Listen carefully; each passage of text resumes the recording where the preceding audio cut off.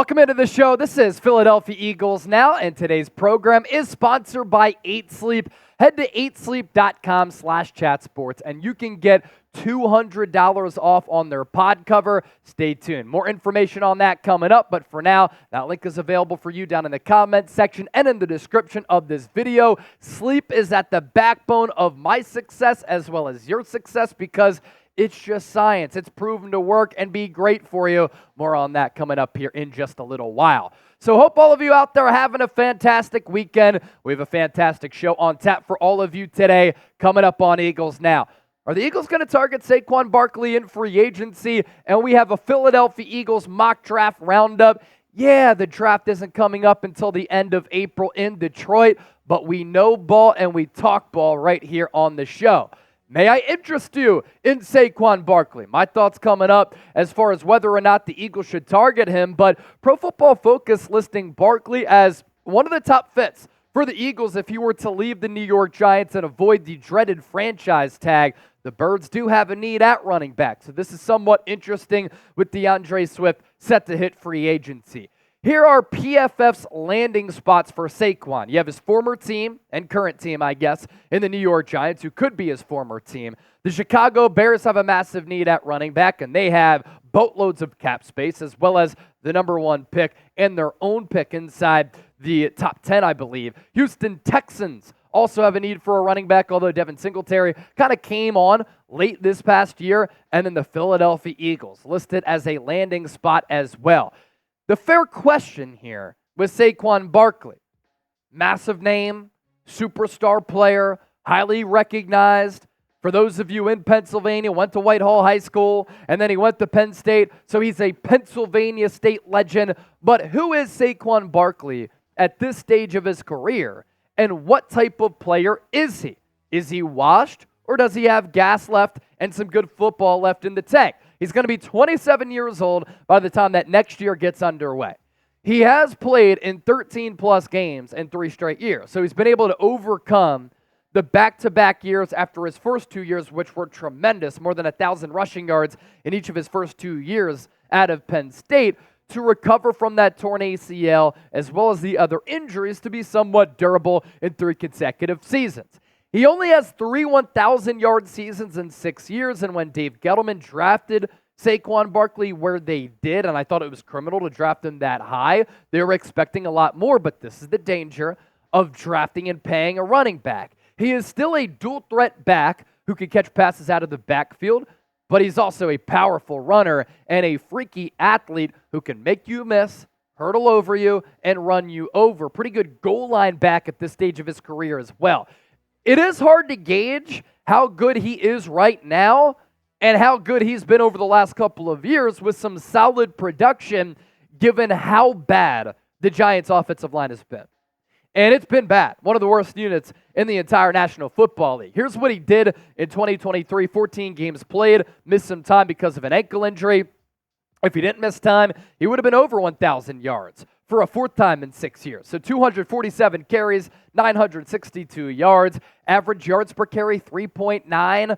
So again, that's not great, but behind that porous offensive line, had 6 touchdowns. In 2022, had his best year since the second year of his career when he ran for 1,300 yards, 4.5 yards per carry, and 10 touchdowns. And honestly, I don't think the Giants used him enough. He was the MVP and the X factor of that offense 2 years ago. And then in 2021, the numbers were not all that good, but the carries down considerably in 13 games, and then in 2020, 2 games played, and in 2019, 2 games played after a stellar first 2 years of his career coming out of Penn State. The Pro Football Focus numbers this year, you have those 6 rushing touchdowns, the yards per attempt at 3.9, solid ball security, 2 fumbles. You always want to see that at 0, but given the workload, that's not awful. He missed 31 missed tackles, explosive runs, which are runs of 10-plus yards. He had 26 of those, and his yards after contact per attempt was at 2.91. You feel like at this point, though, when you think Saquon Barkley, when you read the name, you hear the name, he's a bigger name than he is a quality player. Kind of like Odell Beckham Jr. over the last couple of years. You hear OBJ, superstar. But then you look at the numbers, not really. Saquon Barkley sounds like a superstar level ability, a solid player, not a great player. This is what I'll say about the prospects of the Philadelphia Eagles signing Saquon Barkley in NFL free agency. Giving a running back big money at 27 years old is against everything I'm about when it comes to team building strategy and my philosophy for where I want to devote dollars to in building a football team. You got to get quarterback right. You got to get offensive line right to protect the quarterback, and then you invest resources along the defensive line, especially at defensive end, to get after the quarterback.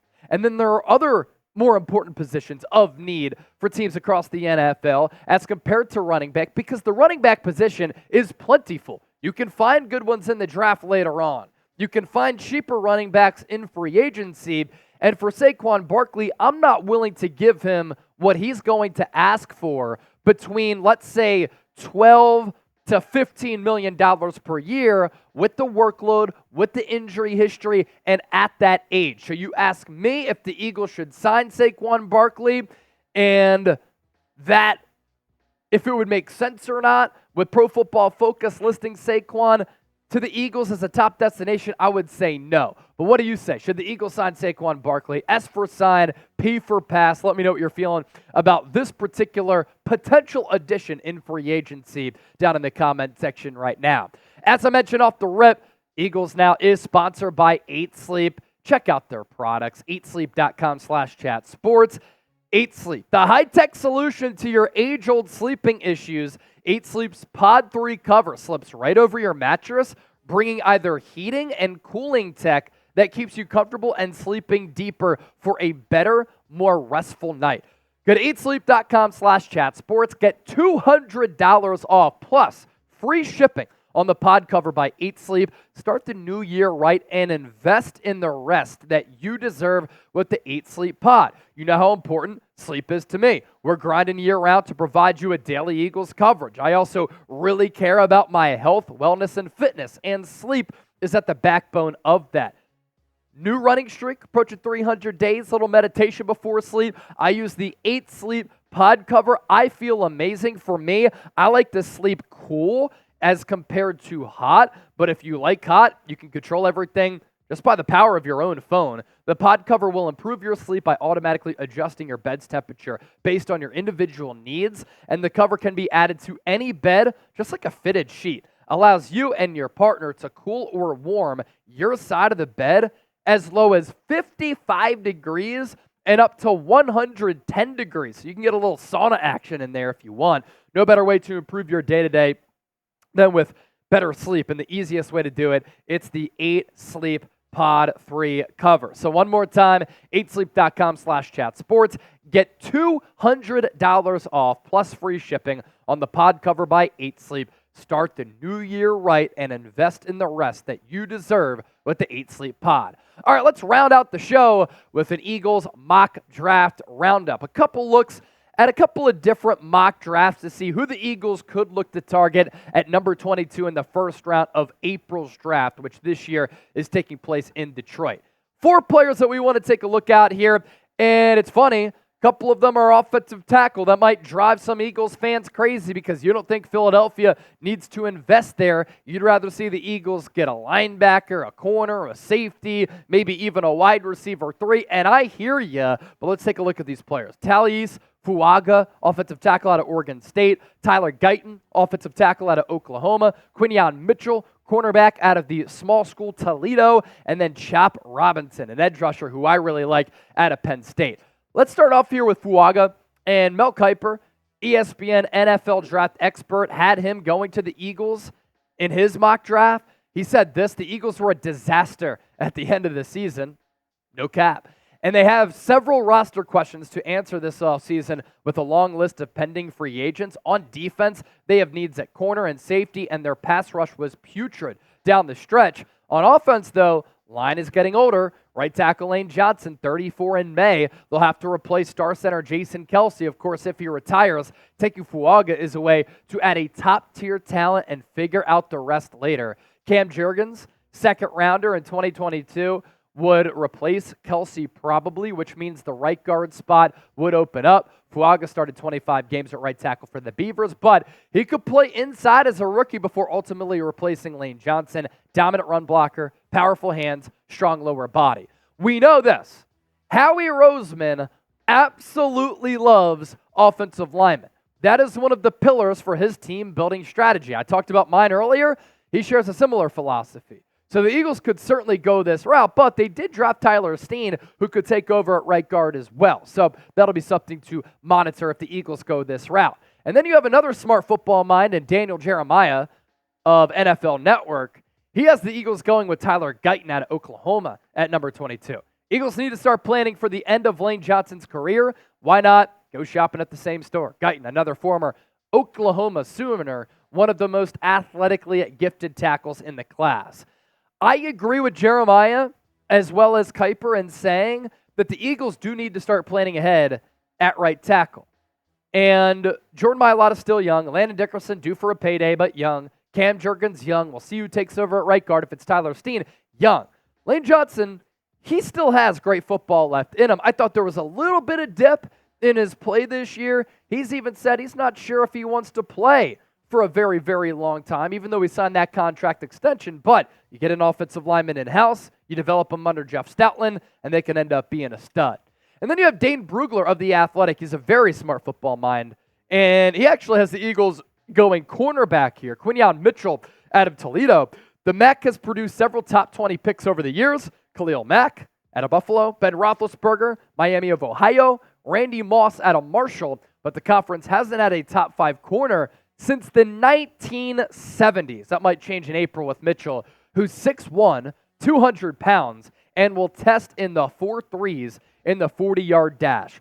For those of you out there who have been clamoring for the Eagles to draft an upper echelon corner in the first round, Joey Porter Jr. last year would have been awesome. I thought he was great with Pittsburgh coming out of Penn State. The Eagles have not drafted a first-round corner since Lito Shepherd in 2002 out of Florida. That's pretty crazy. And we know that James Bradbury should be on his way out of here. Get his ass out of here. And maybe the Eagles address that with cornerback at number 22. Lastly, CBS Sports on Chop Robinson. Brandon Graham got to turn 36 before the 2024 season, while Derek Barnett was waived during the season. Philadelphia needs to replenish its pass rush depth. How about Derek Barnett going to the Texans and being a really, really good player? That certainly hurt. He was awesome down the stretch for that Houston defense led by D'Amico Ryans, their head coach. You get a little bit younger here. And then you have a young defensive line. Jalen Carter, Jordan Davis, Nolan Smith, Chop Robinson. That's a front that you can certainly build with. Of note here, how do things change with Vic Fangio's new defensive scheme as he oftentimes runs a 3-4 hybrid scheme? What position do the Eagles need to target in the NFL draft? Our final question for you. As you see the prompt down below, share your thoughts with us in the comments section. Hope you have a fantastic weekend. Stay safe, but have fun.